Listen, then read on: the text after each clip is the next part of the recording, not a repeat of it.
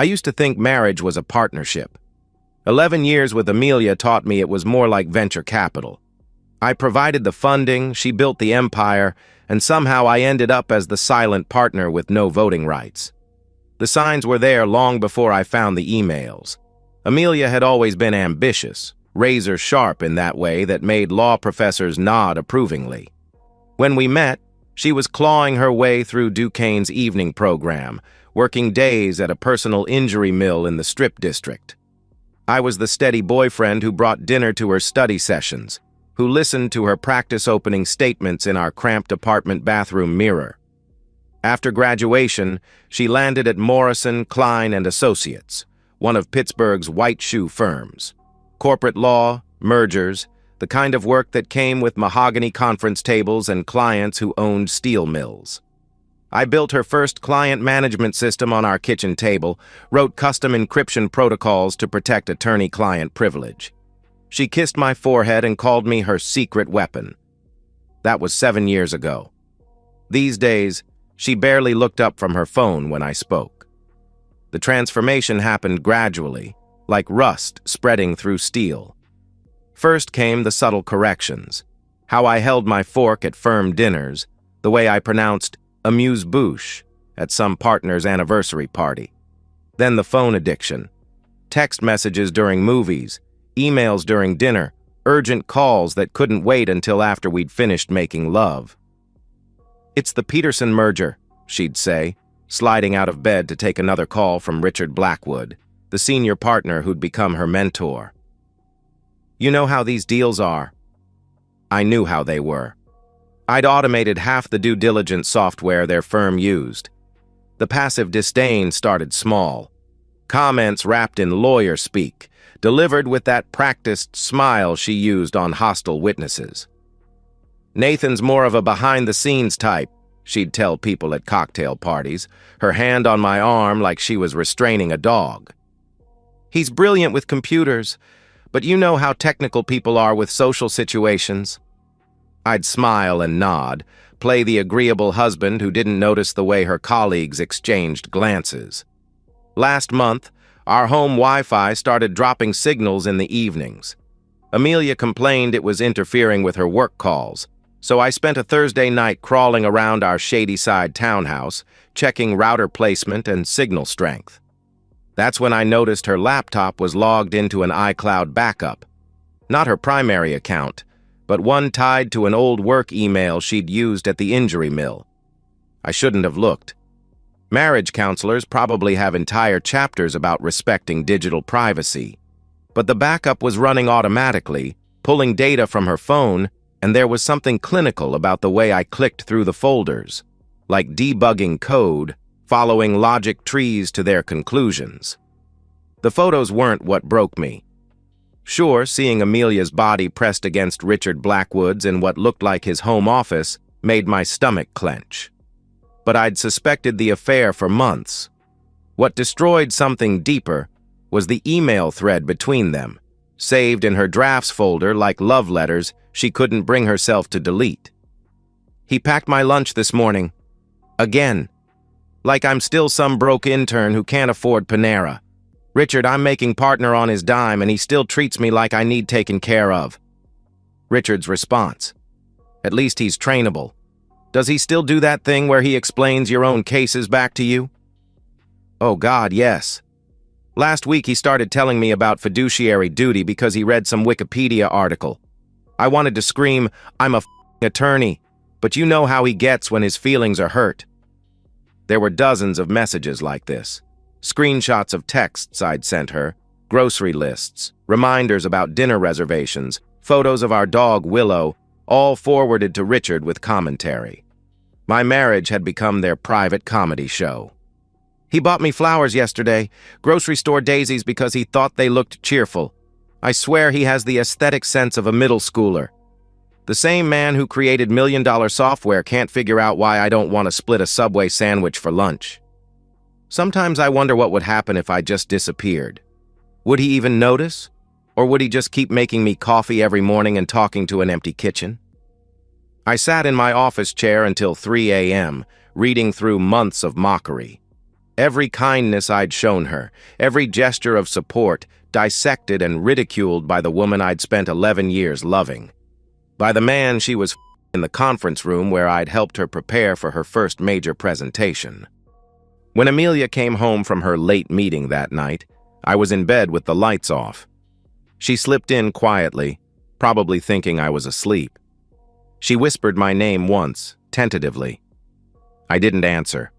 I was busy calculating exactly how much money she'd made using systems I'd built, connections I'd helped her nurture, opportunities I'd created by being the steady, reliable husband who never asked too many questions. She wanted to laugh at the man who packed her lunches. I decided to show her what that man was really capable of when he stopped being agreeable. The morning after I found the emails, I woke up at 5:30 a.m. and made Amelia's coffee exactly the way she liked it. Medium roast, 1 sugar, splash of oat milk. I set it on her nightstand with a piece of toast cut diagonally, the way her mother used to do when she was sick as a child. "You're sweet," she murmured, barely looking up from her phone. Already checking messages, probably from Richard. "Just want to take care of you," I said, kissing her forehead. The words felt like swallowing glass, but my voice stayed steady. I'd spent 11 years learning to read her moods, anticipate her needs. Now I'd use those same skills to hide what I was really thinking. Over the next 3 weeks, I became the perfect husband. I brought her flowers, real ones from the florist on Walnut Street, not grocery store daisies. I made dinner reservations at restaurants I knew she'd want to post on Instagram. I asked thoughtful questions about her cases, nodded attentively when she explained legal strategies I'd helped develop years earlier. "You seem different lately," she said one evening, scrolling through her phone while I cleared the dinner dishes. "More present." "I've been thinking about us," I said, loading the dishwasher with methodical precision. "About how I can be a better partner." She smiled without looking up. "That's nice, honey." Behind my calm exterior, I was building something else entirely. Every night after Amelia fell asleep, I'd slip into my home office and work on what I privately called Project Archive. I'd already cloned her phone's backup data, but now I needed real-time monitoring. The technical aspects were straightforward. I'd designed corporate security systems that made this look like a high school programming project. A small modification to our home network router, some carefully placed tracking cookies, and I had complete visibility into her digital life. Text messages, email drafts, GPS coordinates, even deleted photos recovered from temporary files. I created redundant backup systems, encrypted databases stored on servers I controlled.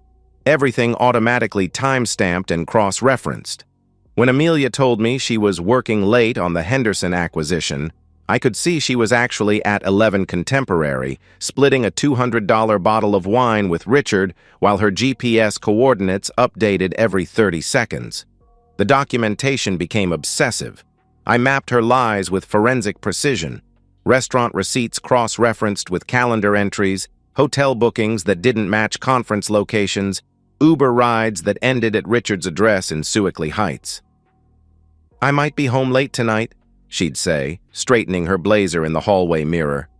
"Client dinner." "Drive safe," I'd reply, already knowing she'd be in Richard's bed by 9 p.m. The strange thing was how easy the acting became. I'd spent years trying to anticipate Amelia's needs, reading her facial expressions like code syntax. Now I used those same skills to project exactly what she expected to see, the devoted, slightly clueless husband who believed her stories about working late. Some nights, lying next to her after she'd come home reeking of Richard's cologne, I'd feel something cold and mechanical clicking into place behind my ribs. Not rage. Rage was too hot, too volatile. This was something more precise, like a surgical instrument being sharpened. I bought her expensive lingerie, pretending not to notice she never wore it for me. I asked about her work projects, nodding sympathetically when she complained about difficult partners, while I watched her text the same difficult partner from across our kitchen table. "You've been so supportive lately," she said one morning, accepting the travel mug of coffee I'd prepared for her commute. "I know I haven't been the easiest to live with." "Marriage is work," I said, kissing her goodbye. "We're a team." As soon as her car pulled out of the driveway, I'd return to my office and continue building her digital autopsy. Every email, every photo, every location ping organized into folders labeled with dates and cross-references. The evidence wasn't just about the affair anymore. It was about the systematic way she'd weaponized my love against me. I found screenshots she'd taken of my text messages to share with Richard. Photos of birthday gifts I'd given her, sent with commentary about my pedestrian taste. Even recordings, voice memos she'd made after our conversations, dissecting my words for Richard's entertainment like I was a psychological case study. The pattern was clear.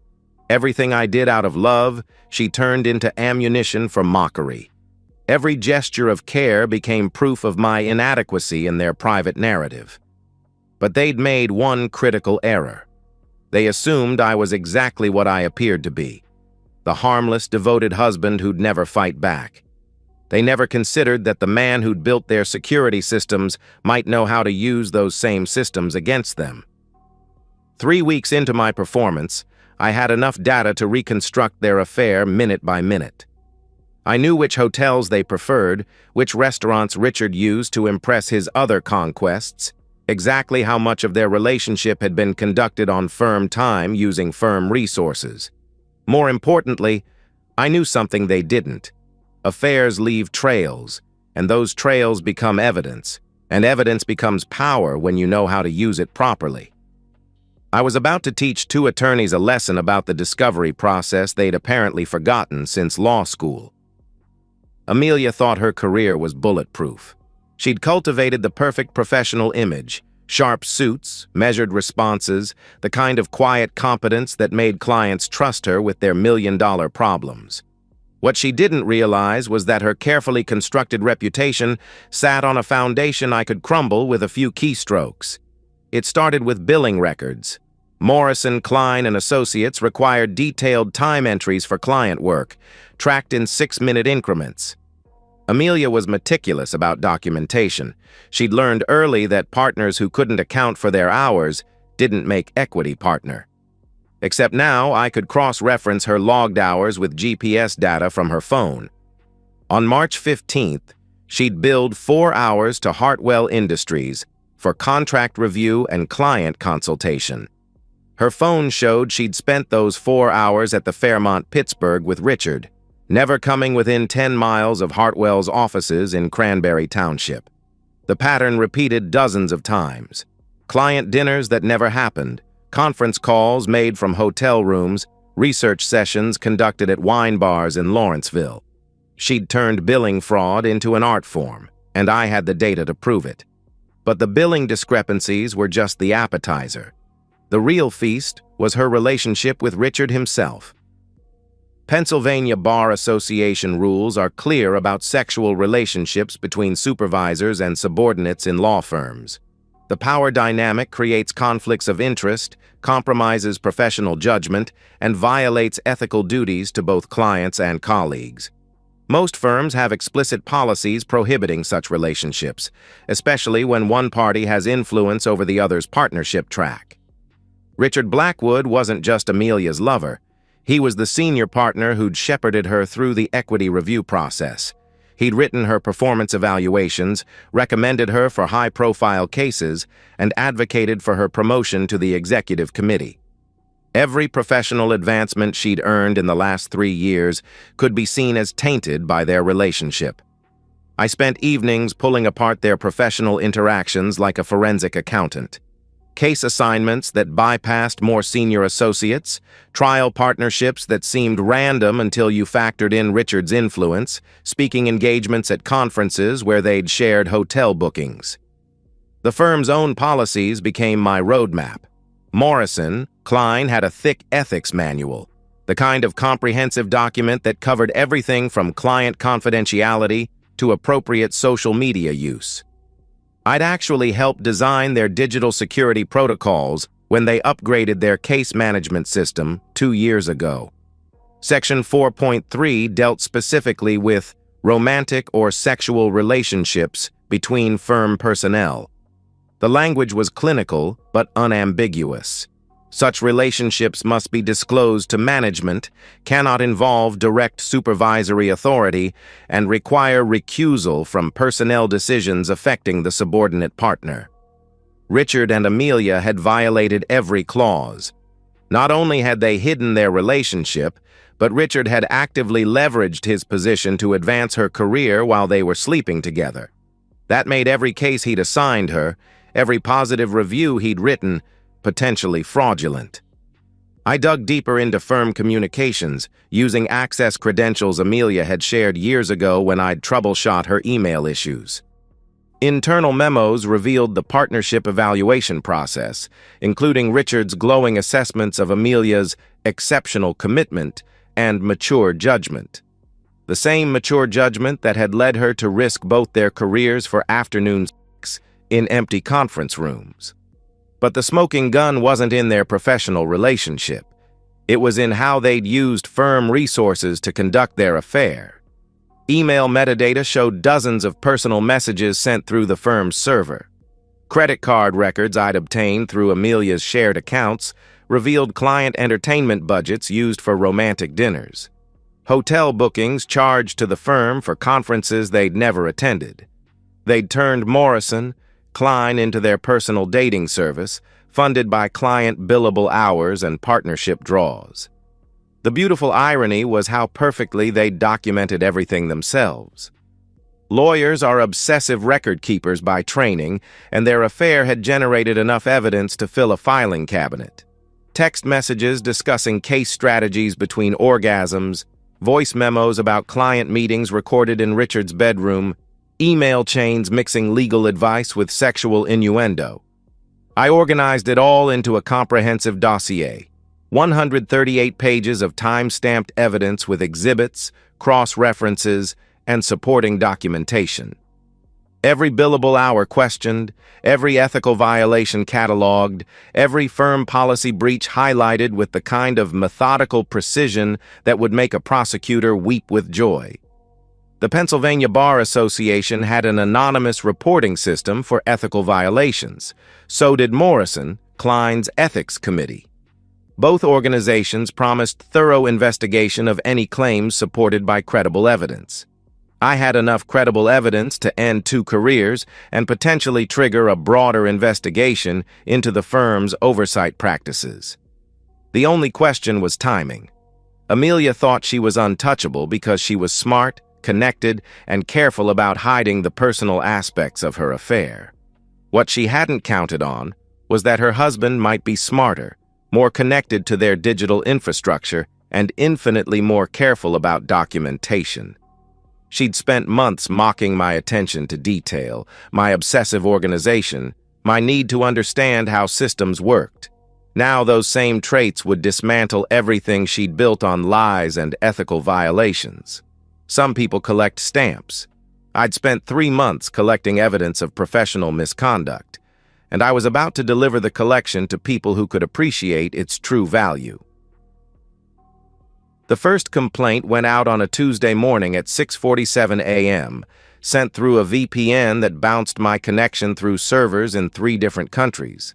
I'd spent weeks crafting the submission to the Pennsylvania Bar Association's disciplinary board, 18 pages of clinical prose with 42 supporting exhibits, all formatted according to their published guidelines. This complaint concerns serious ethical violations by attorney Amelia Catherine Grayson, bar number 847291, involving fraudulent billing practices, undisclosed conflicts of interest, and systematic misuse of client resources. The complainant submits the attached evidence with concern for the integrity of the legal profession and protection of affected clients. I'd learned to write like a lawyer by living with one for 11 years. No emotion, no personal grievances, just facts presented with the kind of methodical precision that disciplinary boards took seriously. every billable hour discrepancy documented with GPS coordinates and time-stamped evidence, every violation of Morrison, Klein's ethics policies cross-referenced with firm communications and financial records. The second complaint followed 30 minutes later, this one addressed to Morrison, Klein's ethics committee and board of partners. I'd customized the language to focus on Richard's abuse of supervisory authority and the firm's potential liability for systematic policy violations.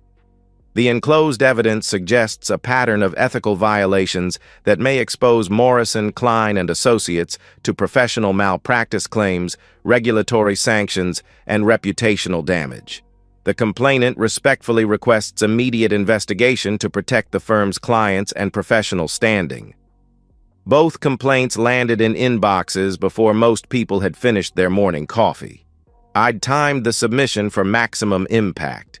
Tuesday morning meant the documents would be processed quickly, with enough time in the week for initial investigations to begin. Then I waited. Amelia noticed nothing different that evening.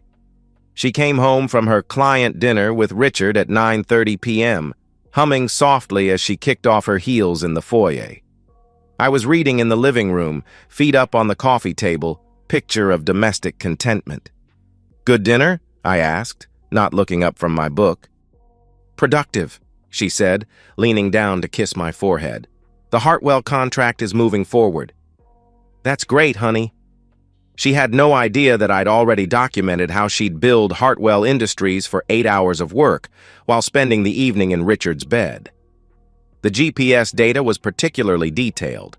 Her phone had connected to his home Wi-Fi network at 6:15 p.m. and hadn't moved until she'd driven home. The first cracks appeared Thursday afternoon.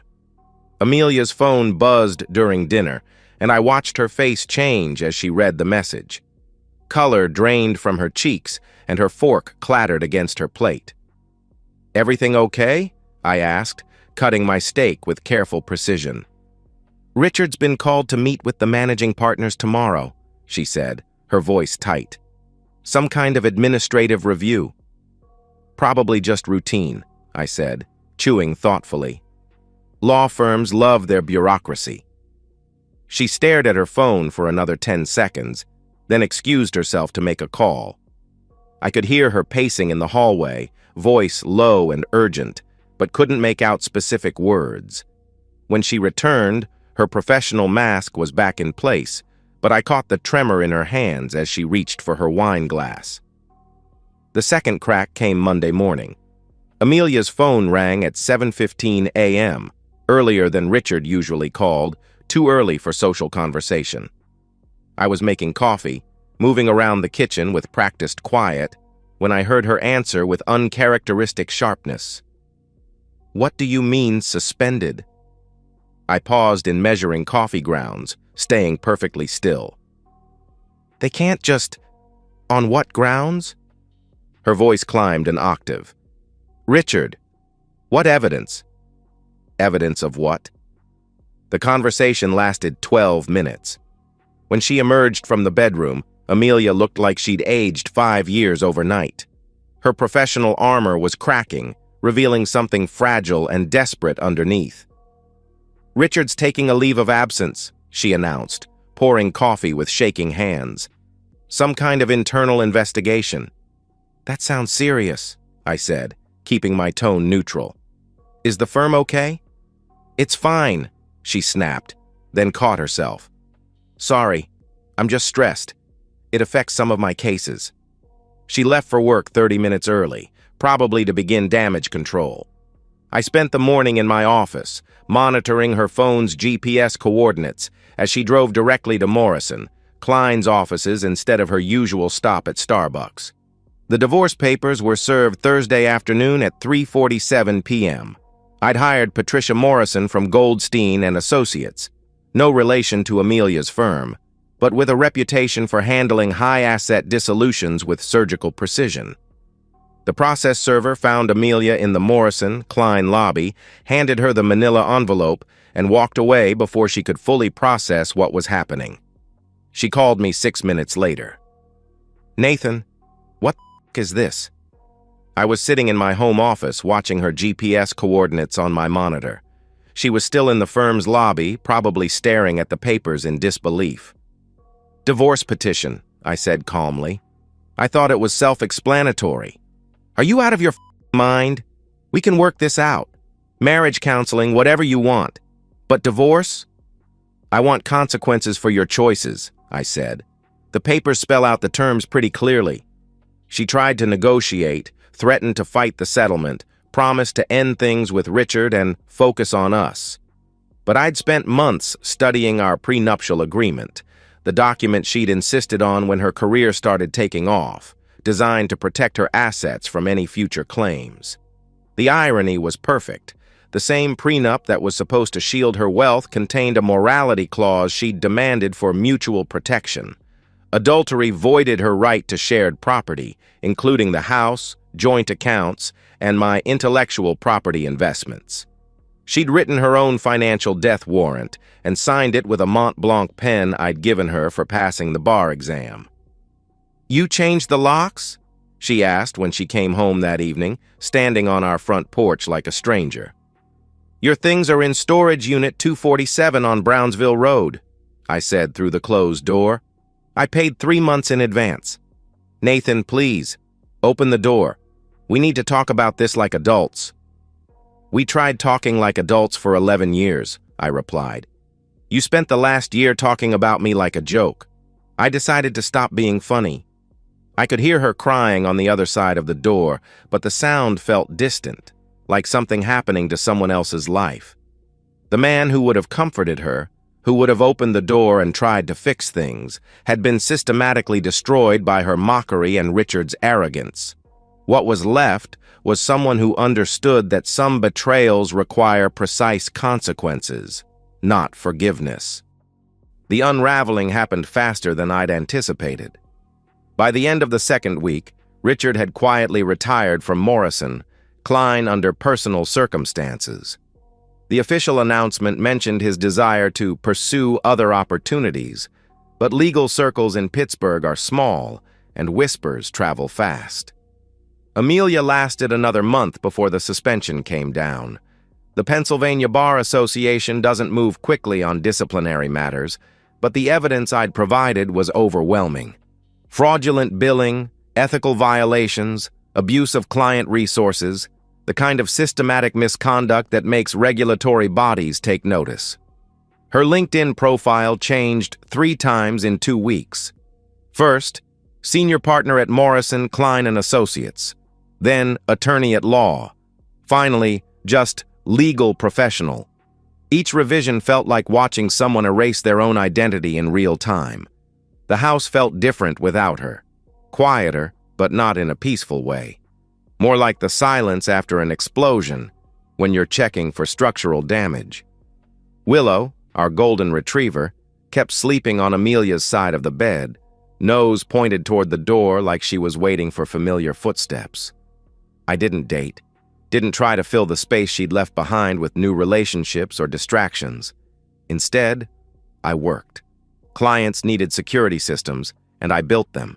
Companies wanted digital infrastructure, and I provided it. The technical challenges felt clean, logical, solvable in ways that human behavior never had. Friends disappeared gradually, the way they do when couples divorce and people are forced to choose sides. Most of them had known Amelia longer, found her more charming at dinner parties, more accomplished in ways they could brag about to other friends. I didn't fight for their loyalty or try to explain my side of the story. Let them think what they wanted. I had the truth, documented and time-stamped. The few people who reached out got polite deflection. My brother called from Seattle, wanting details about the divorce. "Just grew apart," I told him, which was technically accurate. We'd grown apart from the moment she decided I was worth mocking instead of respecting. Amelia's mother left 2 voicemails, her voice tight with controlled anger. "I don't know what you think you're proving," she said in the second message, "but destroying her career won't fix whatever's broken in you." I deleted both messages without responding. Her mother had never liked me anyway. I was the technical support guy who'd somehow convinced her brilliant daughter to settle for domestic stability instead of the powerful husband she deserved. Now Amelia was free to find that powerful husband. She'd just have to do it while rebuilding her career from scratch. The financial settlement went through without drama. Our joint accounts were divided according to the prenup, which left me with the house, my business assets, and about 70% of our accumulated wealth. Amelia kept her 401k, her car, and whatever professional reputation she could salvage. She tried to contest the intellectual property clauses, the security systems and software I'd developed that had partially funded her legal education and early career moves. But the documentation was clear. Those assets were mine before the marriage, enhanced during the marriage with my labor, and protected by agreements she'd signed when we'd first incorporated my consulting business. Her new attorney, someone from a smaller firm in the South Hills, called to discuss more equitable arrangements. Patricia Morrison, my lawyer, shut down those conversations with the kind of polite ferocity that made me glad I'd hired her. "Your client committed adultery," Patricia told them during one conference call I'd listened to on speaker. "The prenup is explicit. She's lucky Mr. Grayson isn't pursuing financial damages for the professional systems she compromised during her affair." That was a bluff. I had no legal standing to claim damages for her ethical violations. But it worked. The settlement closed 2 weeks later. I saw Amelia once more, at a Starbucks in Shadyside 6 months after the divorce was finalized. She was sitting alone at a corner table, laptop open, looking smaller than I remembered. Her hair was different, shorter, less polished. The expensive clothes had been replaced with something more practical, the kind of outfit someone wears when they're rebuilding instead of maintaining. She looked up when I walked in, caught my eye for a moment across the crowded cafe. I could see her calculating whether to approach, weighing the social dynamics of an accidental encounter between ex-spouses who'd ended things with lawyers and legal documents instead of conversations. I ordered my coffee and left without acknowledging her. Not out of cruelty, but because we had nothing left to say to each other. She'd made her choices, I'd made mine, and the consequences had played out exactly as they should have. Later, I heard through professional networks that she'd found work at a small firm in Monroeville, handling routine family law and personal injury cases. The kind of work she'd done before Morrison, Klein, before the partnership track, before she'd decided I was something to be mocked instead of valued. The wheel had come full circle, except now she was the one starting over without a supportive partner to help build her next attempt at success. I felt nothing about her diminished circumstances. Not satisfaction, not regret, just the kind of neutral acknowledgement you might have about a stock price or weather forecast. She'd gambled with our marriage and lost. The market had corrected itself, and now we were both living with the new valuations. I stand in the kitchen at 6:30 a.m., making coffee for one. The morning routine feels smaller now, more efficient. 1 cup, 1 spoon, no need to accommodate anyone else's preferences or schedule. Willow sits by my feet, still hopeful that a second person might appear to give her extra attention. The silence isn't lonely anymore. It's purposeful, like the quiet of a workshop where someone is building something that requires concentration. I've been building a new life, piece by piece, without the background noise of someone critiquing my methods or mocking my materials. This morning's project is a security system for a medical practice in Squirrel Hill. The doctors want something that protects patient data while remaining user-friendly for staff who aren't technically sophisticated. It's the kind of challenge I've always enjoyed. Complex problems with elegant solutions, where success is measured by function rather than opinion. I don't miss Amelia. That's the truth I've had to accept over the past year. What I missed was the idea of a partner who respected what I brought to the relationship, who saw my stability as strength rather than weakness, my reliability as valuable rather than pedestrian. That woman never existed. She was a projection, a fantasy I'd maintained even as the real Amelia was photographing my text messages to share with her lover, recording my conversations to dissect for their entertainment, turning 11 years of marriage into material for their private comedy show.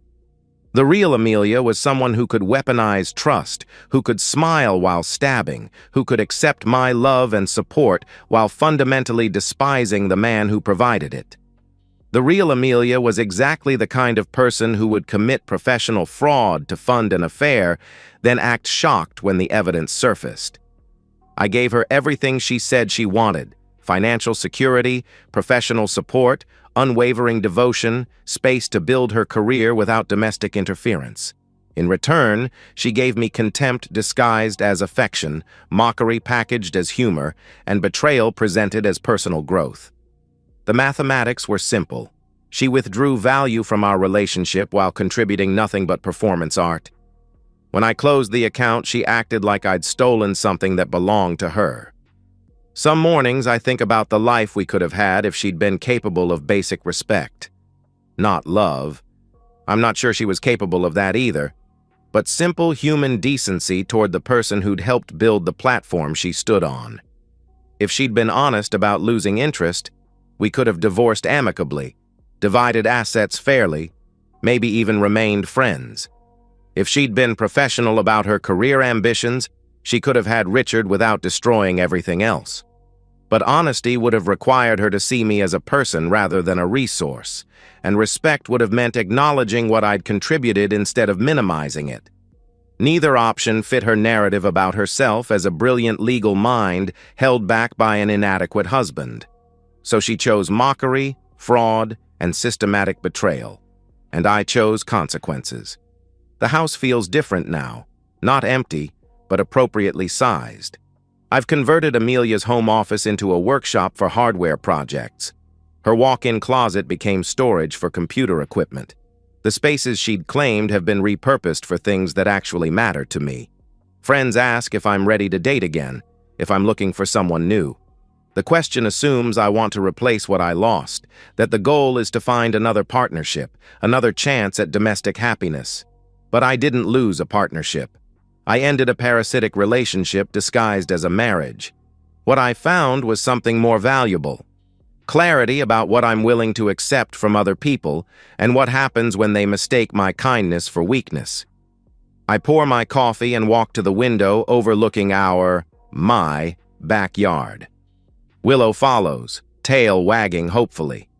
The garden looks better than it did when Amelia lived here. I've had time to properly maintain it, to plant things that will thrive rather than just look impressive for dinner party photos. Last week I heard that Amelia's working for a small firm in Monroeville now, handling family law cases and personal injury claims. The same kind of work she was doing when we met, before I helped build the foundation for everything she achieved afterward. She's starting over at 38, rebuilding a reputation she destroyed through arrogance and poor judgment, learning to live without the financial cushion my success had provided. It's not the life she'd planned when she was mocking my grocery store flowers and pedestrian gift choices. I feel nothing about her circumstances.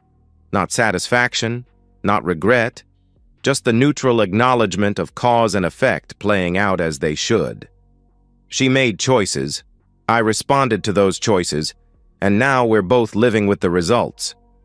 The difference is that I chose my consequences deliberately, while she stumbled into hers through a combination of entitlement and stupidity.